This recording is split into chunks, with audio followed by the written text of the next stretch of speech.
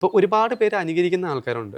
അദ്ദേഹത്തെ പോലെ നടക്കുന്ന ആൾക്കാർ വളരെ ചുരുക്കമാണെന്ന് എനിക്ക് തോന്നുന്നു. കാരണം അങ്ങനെ ഉണ്ടെങ്കിൽ ലാലേട്ടനും പോലെ നടക്കുന്ന ഒരുപാട് പേരുണ്ട്. പക്ഷെ മമ്മൂക്കയെ പോലെ നടക്കുന്നവർ കുറവാണ്. കുറവാണ്. അപ്പം അങ്ങനെ ഉണ്ടെങ്കിൽ മിക്കവാറും എന്നെ അത് കാസ്റ്റ് ചെയ്തൊന്നും വരില്ല. കാരണം അയാൾ തന്നെ അതെ, അദ്ദേഹത്തെ അതെ. ചെയ്യേണ്ട വരുമായിരിക്കും വേറെ ആളുണ്ടെങ്കിൽ. അപ്പം അത് പഠിക്കാൻ വേണ്ടിയിട്ട് കുറച്ച് പാടുപെട്ടു. കാരണം എന്ന് വെച്ചാൽ അദ്ദേഹത്തിൻ്റെ നടപ്പാണല്ലോ ഏറ്റവും സ്റ്റൈലിഷ് അതിനകത്ത്. ഉം, ഉം.